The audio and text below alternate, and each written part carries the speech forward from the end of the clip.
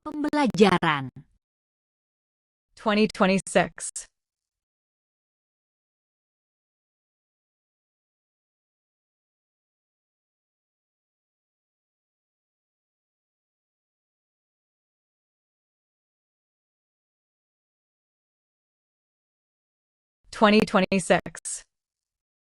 Penggantar naskah.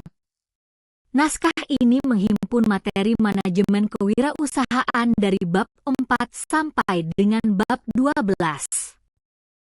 Susunannya mengikuti perjalanan pengembangan usaha, membaca lingkungan dan menemukan peluang, melakukan inovasi dan validasi, merancang proposisi nilai serta model bisnis, mengintegrasikan fungsi pemasaran, operasi, sumber daya manusia, keuangan, legalitas, dan risiko, kemudian memanfaatkan teknologi, mengelola pertumbuhan, dan menerapkan kompetensi melalui praktik profesional.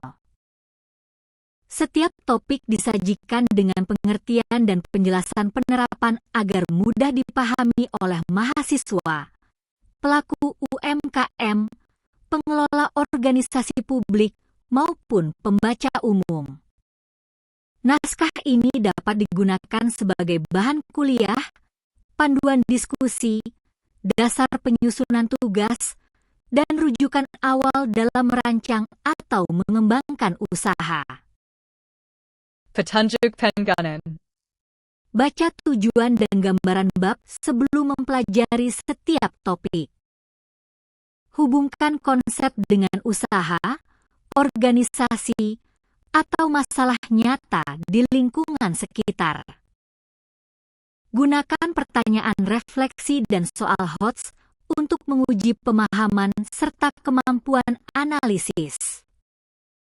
Dokumentasikan data, asumsi, keputusan, dan hasil eksperimen agar pembelajaran dapat dievaluasi.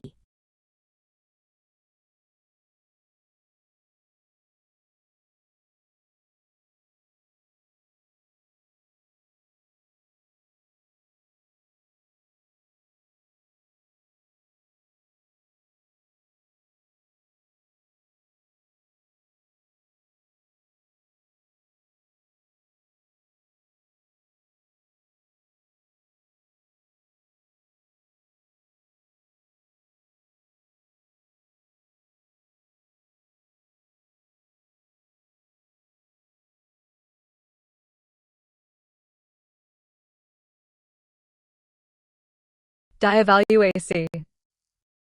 Daftar ISI. Bagian 2. Identifikasi peluang dan perancangan bisnis. Bab 4. Analisis lingkungan dan peluang usaha. BABV. Inovasi dan validasi pasar. BRB6. Proposisi nilai dan model bisnis. Bagian 3. Integrasi fungsi manajemen. Bab 7. Manajemen pemasaran kewirausahaan. Bab 8. Manajemen operasi dan sumber daya manusia. Bab 9. Manajemen keuangan, legalitas, dan risiko. Bagian 4. Transformasi dan pengembangan organisasi. Bab X. Technology digital dan artificial intelligence. Bab 11. Pertumbuhan dan keberlanjutan usaha. Bab 12. Praktik profesional dan proyek akhir. Perangkat pembelajaran dan bagian penutup.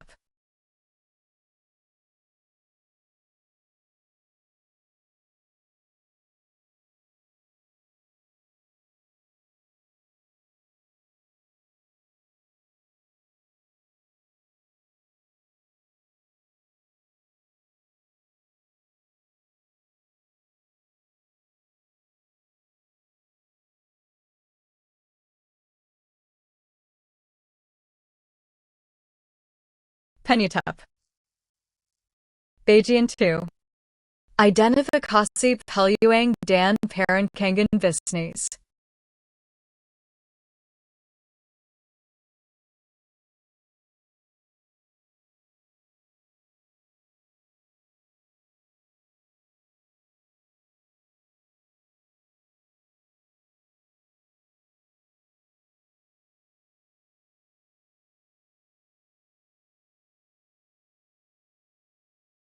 Bisnis.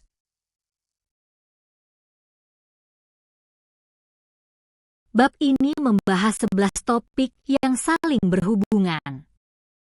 Pembaca diarahkan untuk memahami konsep, mengenali manfaatnya dalam pengelolaan organisasi, serta menerapkannya melalui pengamatan, analisis data, eksperimen, dan evaluasi. Tujuan pembelajaran bab. Menjelaskan konsep utama dalam analisis lingkungan dan peluang usaha. Menganalisis penerapan konsep pada UMKM, perusahaan, organisasi sosial, atau organisasi publik. Merumuskan keputusan dan tindakan manajerial yang berbasis data, nilai, serta pertimbangan risiko. 34. Analisis lingkungan makro. Analisis lingkungan makro mengkaji faktor politik, ekonomi, sosial, teknologi, lingkungan, dan hukum yang memengaruhi usaha. Dalam penerapannya, analisis lingkungan makro dilakukan dengan mengumpulkan data yang relevan, membandingkan kondisi aktual, serta menilai dampaknya terhadap tujuan usaha. Hasil analisis tidak berhenti sebagai informasi, tetapi diterjemahkan menjadi pilihan peluang, prioritas tindakan, dan langkah mitigasi. Contohnya, pelaku UMKM dapat menggabungkan data penjualan, pengamatan pelanggan, wawancara, dan informasi pesaing sebelum memutuskan produk atau pasar yang akan dikembangkan. Inti pemahaman, analisis lingkungan makro perlu dipahami sebagai alat untuk memperbaiki keputusan, menciptakan nilai, dan menjaga keberlanjutan organisasi. 35. Analisis industri. Analisis industri digunakan untuk memahami tingkat persaingan, ancaman pendatang baru, produk pengganti, pemasok, dan kekuatan pelanggan. Dalam penerapannya, analisis industri dilakukan dengan mengumpulkan data yang relevan, membandingkan kondisi aktual, serta menilai dampaknya terhadap tujuan usaha. Hasil analisis tidak berhenti sebagai informasi, tetapi diterjemahkan menjadi pilihan peluang, prioritas tindakan, dan langkah mitigasi. Contohnya, pelaku UMKM dapat menggabungkan data penjualan, pengamatan pelanggan, wawancara, dan informasi pesaing sebelum memutuskan produk atau pasar yang akan dikembangkan. Inti pemahaman, analisis industri perlu dipahami sebagai alat untuk memperbaiki keputusan, menciptakan nilai, dan menjaga keberlanjutan organisasi. 36. Analisis persaingan. Analisis persaingan membantu organisasi membandingkan keunggulan, kelemahan, strategi, harga, kualitas, dan posisi para pesaing.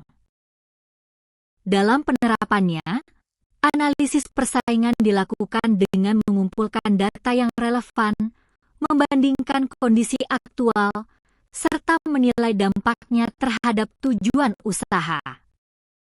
Hasil analisis tidak berhenti sebagai informasi, tetapi diterjemahkan menjadi pilihan peluang, prioritas tindakan, dan langkah mitigasi. Contohnya, pelaku UMKM dapat menggabungkan data penjualan, pengamatan pelanggan, wawancara, dan informasi pesaing sebelum memutuskan produk atau pasar yang akan dikembangkan. Inti pemahaman, analisis persaingan perlu dipahami sebagai alat untuk memperbaiki keputusan, menciptakan nilai, dan menjaga keberlanjutan organisasi. 37. Analisis perubahan teknologi. Perubahan teknologi perlu dianalisis karena dapat menciptakan peluang baru sekaligus menggantikan produk, proses, dan model bisnis lama. Dalam penerapannya, analisis perubahan teknologi dilakukan dengan mengumpulkan data yang relevan, membandingkan kondisi aktual, serta menilai dampaknya terhadap tujuan usaha. Hasil analisis tidak berhenti sebagai informasi, tetapi diterjemahkan menjadi pilihan peluang, prioritas tindakan, dan langkah mitigasi. Contohnya, pelaku UMKM dapat menggabungkan data penjualan, pengamatan pelanggan, wawancara, dan informasi pesaing sebelum memutuskan produk atau pasar yang akan dikembangkan. Inti pemahaman, analisis perubahan teknologi perlu dipahami sebagai alat untuk memperbaiki keputusan, menciptakan nilai, dan menjaga keberlanjutan organisasi. 38. Analisis perilaku konsumen. Perilaku konsumen menjelaskan alasan pelanggan memilih, membeli, menggunakan, dan mengevaluasi produk atau jasa. Dalam penerapannya, analisis perilaku konsumen dilakukan dengan mengumpulkan data yang relevan, membandingkan kondisi aktual, serta menilai dampaknya terhadap tujuan usaha. Hasil analisis tidak berhenti sebagai informasi, tetapi diterjemahkan menjadi pilihan peluang, prioritas tindakan, dan langkah mitigasi. Contohnya, pelaku UMKM dapat menggabungkan data penjualan, pengamatan pelanggan, wawancara, dan informasi pesaing sebelum memutuskan produk atau pasar yang akan dikembangkan. Inti pemahaman, analisis perilaku konsumen perlu dipahami sebagai alat untuk memperbaiki keputusan, menciptakan nilai, dan menjaga keberlanjutan organisasi. 39. Identifikasi masalah pelanggan. Masalah pelanggan merupakan kesenjangan antara kondisi yang dialami dengan kondisi yang diharapkan oleh pengguna. Dalam penerapannya, identifikasi masalah pelanggan dilakukan dengan mengumpulkan data yang relevan, membandingkan kondisi aktual, serta menilai dampaknya terhadap tujuan usaha. Hasil analisis tidak berhenti sebagai informasi, tetapi diterjemahkan menjadi pilihan peluang, prioritas tindakan, dan langkah mitigasi. Contohnya, pelaku UMKM dapat menggabungkan data penjualan, pengamatan pelanggan, wawancara, dan informasi pesaing sebelum memutuskan produk atau pasar yang akan dikembangkan. Inti pemahaman, identifikasi masalah pelanggan perlu dipahami sebagai alat untuk memperbaiki keputusan, menciptakan nilai, dan menjaga keberlanjutan organisasi. 40. Identifikasi kebutuhan masyarakat. Kebutuhan masyarakat dapat menjadi sumber peluang bagi pengembangan usaha sosial, layanan publik, produk lokal, dan inovasi inklusif. Dalam penerapannya, Identifikasi kebutuhan masyarakat dilakukan dengan mengumpulkan data yang relevan, membandingkan kondisi aktual, serta menilai dampaknya terhadap tujuan usaha. Hasil analisis tidak berhenti sebagai informasi, tetapi diterjemahkan menjadi pilihan peluang, prioritas tindakan, dan langkah mitigasi. Contohnya, pelaku UMKM dapat menggabungkan data penjualan, pengamatan pelanggan, wawancara, dan informasi pesaing sebelum memutuskan produk atau pasar yang akan dikembangkan. Inti pemahaman, identifikasi kebutuhan masyarakat perlu dipahami sebagai alat untuk memperbaiki keputusan, menciptakan nilai, dan menjaga keberlanjutan organisasi. 41. Analysis sumber daya internal.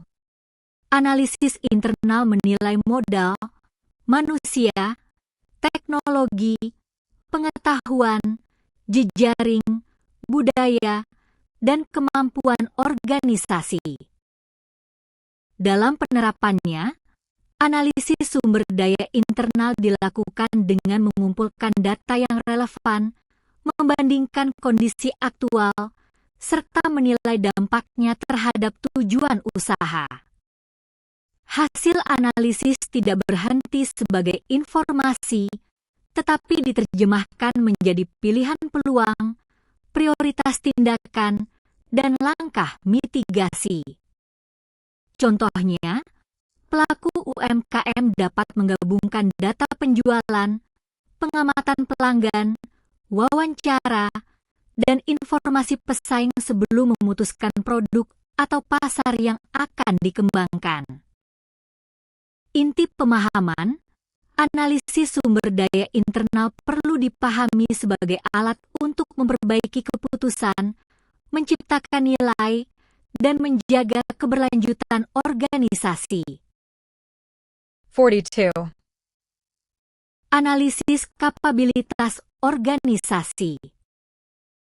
Kapabilitas menunjukkan kemampuan organisasi menggabungkan sumber daya untuk menghasilkan produk, pelayanan, dan keunggulan kompetitif. Dalam penerapannya, analisis kapabilitas organisasi dilakukan dengan mengumpulkan data yang relevan, membandingkan kondisi aktual, serta menilai dampaknya terhadap tujuan usaha. Hasil analisis tidak berhenti sebagai informasi, tetapi diterjemahkan menjadi pilihan peluang, prioritas tindakan, dan langkah mitigasi. Contohnya, pelaku UMKM dapat menggabungkan data penjualan, pengamatan pelanggan, wawancara, dan informasi pesaing sebelum memutuskan produk atau pasar yang akan dikembangkan. Inti pemahaman, analisis kapabilitas organisasi perlu dipahami sebagai alat untuk memperbaiki keputusan, menciptakan nilai, dan menjaga keberlanjutan organisasi. 43. Analysis potensi daerah. Potensi daerah mencakup sumber daya alam, budaya, keterampilan masyarakat, industri lokal, dan kebutuhan ekonomi setempat. Dalam penerapannya, analisis potensi daerah dilakukan dengan mengumpulkan data yang relevan, membandingkan kondisi aktual, serta menilai dampaknya terhadap tujuan usaha. Hasil analisis tidak berhenti sebagai informasi, tetapi diterjemahkan menjadi pilihan peluang, prioritas tindakan, dan langkah mitigasi. Contohnya, pelaku UMKM dapat menggabungkan data penjualan, pengamatan pelanggan, wawancara, dan informasi pesaing sebelum memutuskan produk atau pasar yang akan dikembangkan. Inti pemahaman, analisis potensi daerah perlu dipahami sebagai alat untuk memperbaiki keputusan, menciptakan nilai, dan menjaga keberlanjutan organisasi. 44. Seleksi peluang bisnis. Peluang dipilih berdasarkan ukuran pasar, kebutuhan pelanggan, sumber daya, tingkat risiko, daya saing, dan potensi keberlanjutan. Dalam penerapannya, seleksi peluang bisnis dilakukan dengan mengumpulkan data yang relevan, membandingkan kondisi aktual, serta menilai dampaknya terhadap tujuan usaha. Hasil analisis tidak berhenti sebagai informasi, tetapi diterjemahkan menjadi pilihan peluang, prioritas tindakan, dan langkah mitigasi. Contohnya, pelaku UMKM dapat menggabungkan data penjualan, pengamatan pelanggan, wawancara, dan informasi pesaing sebelum memutuskan produk atau pasar yang akan dikembangkan. Inti pemahaman, seleksi peluang bisnis perlu dipahami sebagai alat untuk memperbaiki keputusan, menciptakan nilai, dan menjaga keberlanjutan organisasi. Rankin and Babb. Analisis lingkungan dan peluang usaha menunjukkan bahwa kewirausahaan tidak berdiri sendiri, melainkan membutuhkan proses manajemen yang sistematis.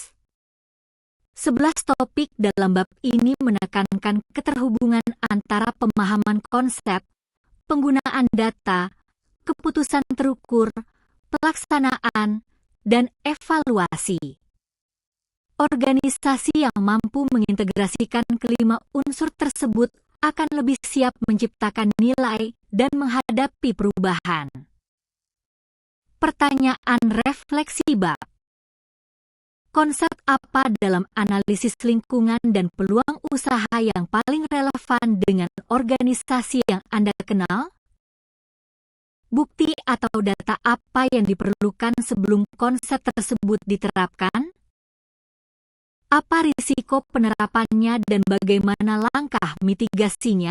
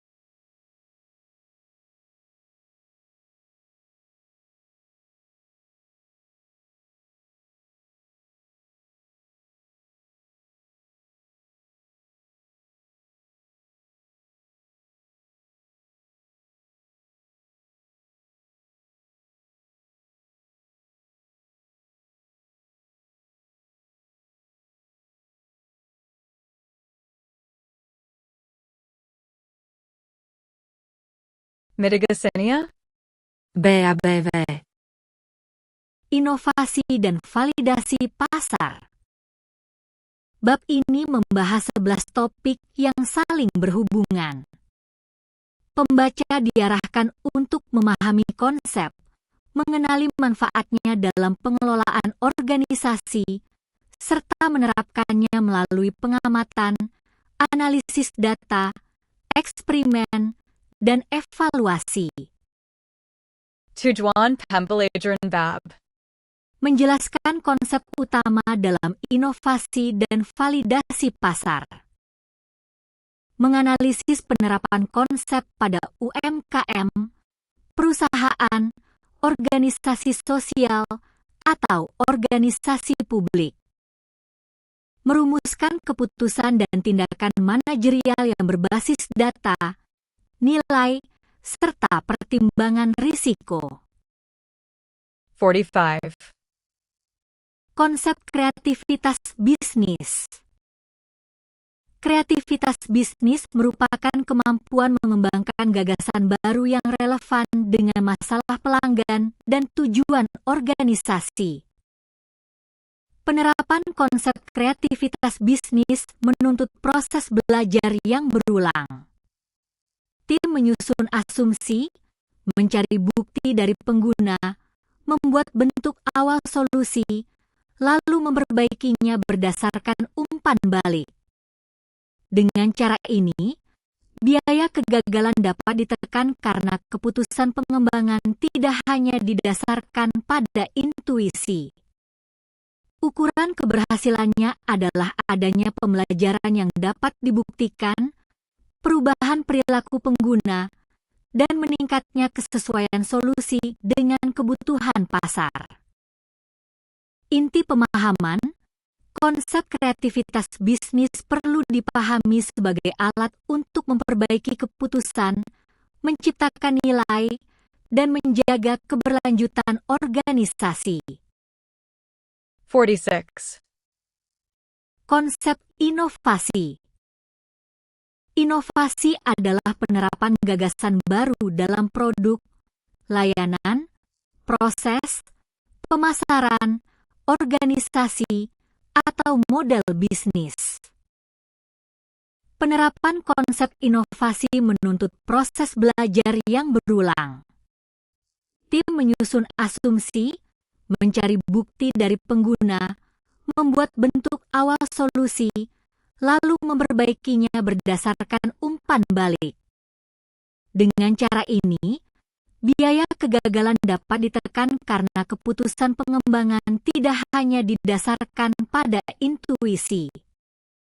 Ukuran keberhasilannya adalah adanya pembelajaran yang dapat dibuktikan, perubahan perilaku pengguna, dan meningkatnya kesesuaian solusi dengan kebutuhan pasar. Inti pemahaman, konsep inovasi perlu dipahami sebagai alat untuk memperbaiki keputusan, menciptakan nilai, dan menjaga keberlanjutan organisasi. 47.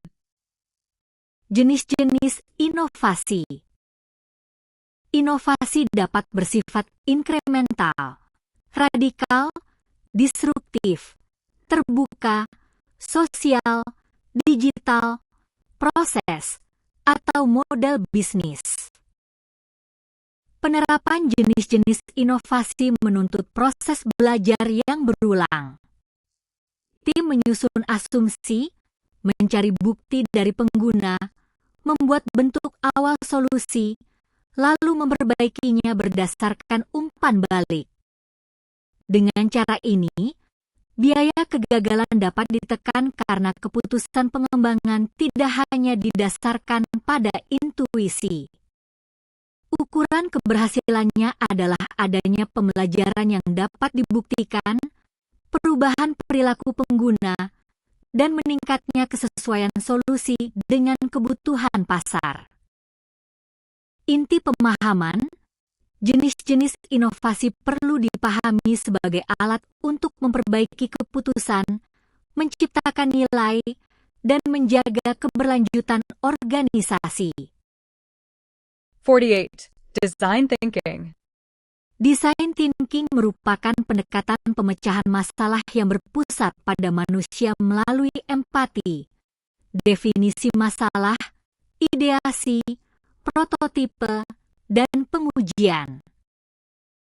Penerapan design thinking menuntut proses belajar yang berulang. Tim menyusun asumsi, mencari bukti dari pengguna, membuat bentuk awal solusi, lalu memperbaikinya berdasarkan umpan balik. Dengan cara ini, biaya kegagalan dapat ditekan karena keputusan pengembangan tidak hanya didasarkan pada intuisi. Ukuran keberhasilannya adalah adanya pembelajaran yang dapat dibuktikan, perubahan perilaku pengguna, dan meningkatnya kesesuaian solusi dengan kebutuhan pasar. Inti pemahaman, design thinking perlu dipahami sebagai alat untuk memperbaiki keputusan, menciptakan nilai, dan menjaga keberlanjutan organisasi. 49. Customer discovery. Customer discovery dilakukan untuk memperoleh pemahaman langsung mengenai masalah, kebutuhan, perilaku, dan prioritas pelanggan.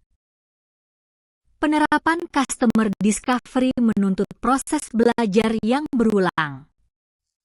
Tim menyusun asumsi, mencari bukti dari pengguna, membuat bentuk awal solusi, lalu memperbaikinya berdasarkan umpan balik. Dengan cara ini, biaya kegagalan dapat ditekan karena keputusan pengembangan tidak hanya didasarkan pada intuisi. Ukuran keberhasilannya adalah adanya pembelajaran yang dapat dibuktikan, perubahan perilaku pengguna, dan meningkatnya kesesuaian solusi dengan kebutuhan pasar. Inti pemahaman, customer discovery perlu dipahami sebagai alat untuk memperbaiki keputusan, menciptakan nilai, dan menjaga keberlanjutan organisasi. 50. Penyusunan customer persona. Customer persona menggambarkan profil calon pelanggan berdasarkan karakteristik, tujuan, masalah, kebiasaan, dan perilaku pembelian. Penerapan penyusunan customer persona menuntut proses belajar yang berulang. Tim menyusun asumsi, mencari bukti dari pengguna, membuat bentuk awal solusi, lalu memperbaikinya berdasarkan umpan balik. Dengan cara ini, biaya kegagalan dapat ditekan karena keputusan pengembangan tidak hanya didasarkan pada intuisi. Ukuran keberhasilannya adalah adanya pembelajaran yang dapat dibuktikan, perubahan perilaku pengguna, dan meningkatnya kesesuaian solusi dengan kebutuhan pasar. Inti pemahaman, penyusunan customer persona perlu dipahami sebagai alat untuk memperbaiki keputusan, menciptakan nilai, dan menjaga keberlanjutan organisasi. 51. Teknik wawancara pelanggan.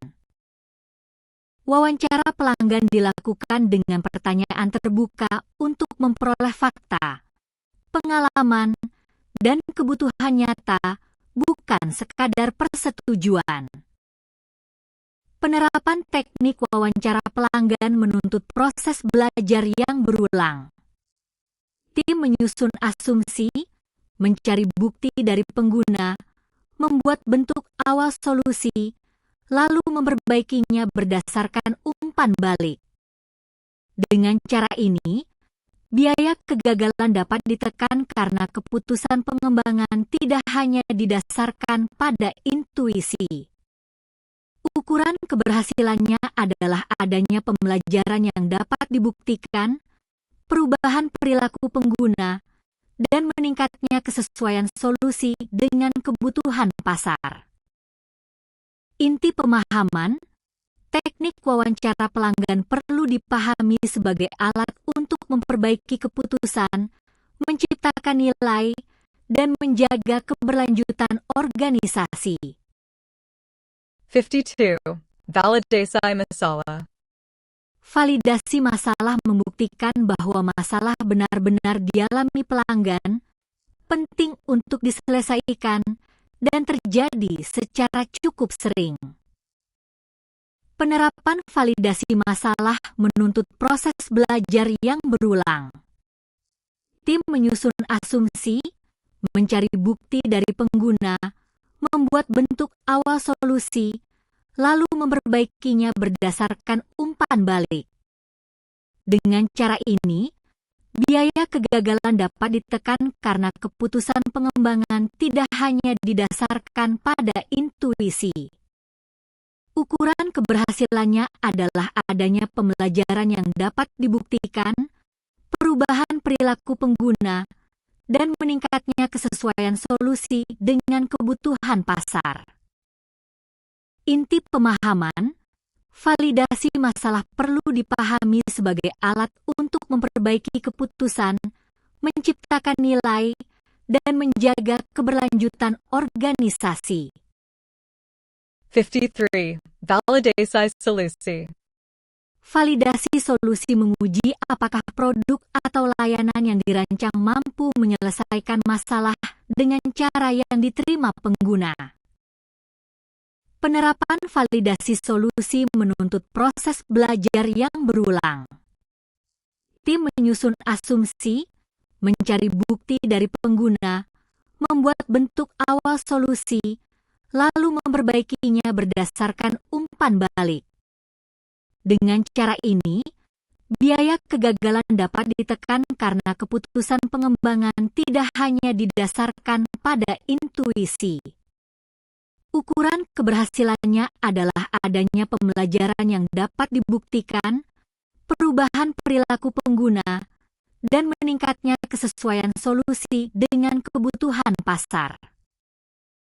Inti pemahaman, validasi solusi perlu dipahami sebagai alat untuk memperbaiki keputusan, menciptakan nilai, dan menjaga keberlanjutan organisasi. 54. Pengembangan prototipe. Prototipe merupakan representasi awal produk atau layanan yang digunakan untuk menguji konsep, fungsi, dan pengalaman pengguna. Penerapan pengembangan prototipe menuntut proses belajar yang berulang. Tim menyusun asumsi, mencari bukti dari pengguna, membuat bentuk awal solusi, lalu memperbaikinya berdasarkan umpan balik.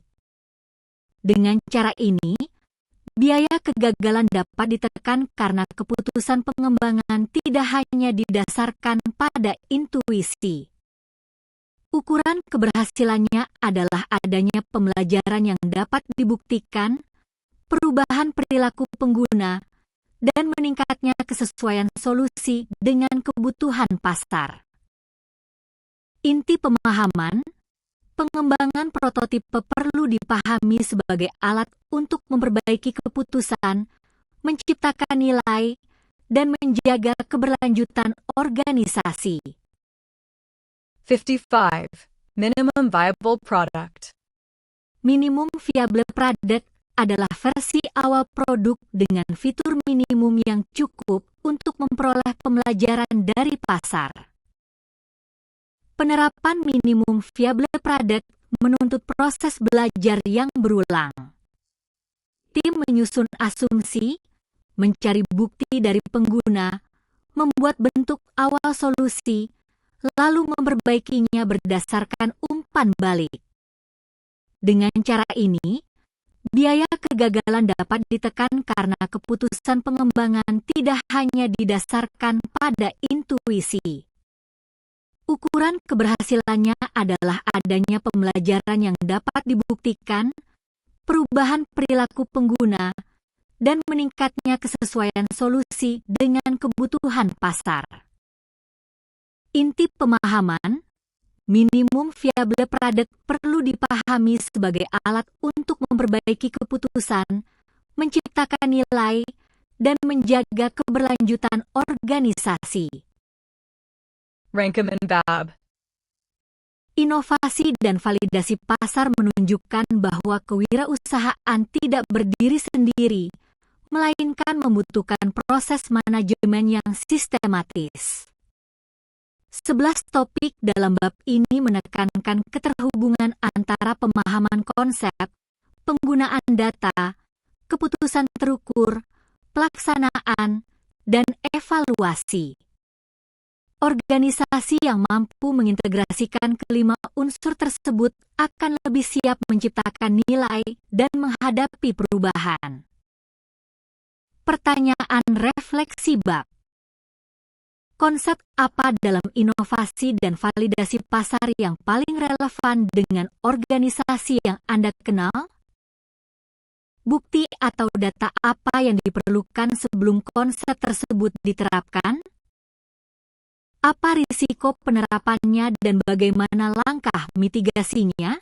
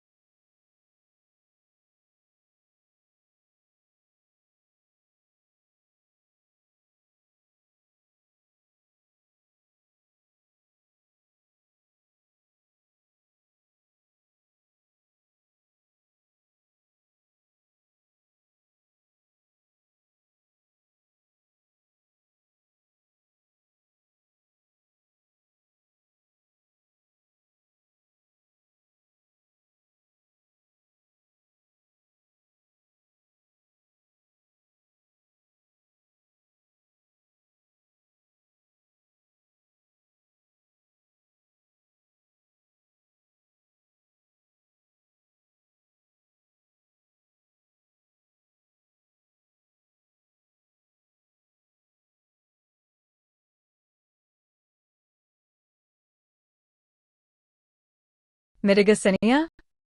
BRB6. Proposal nilai dan model bisnis.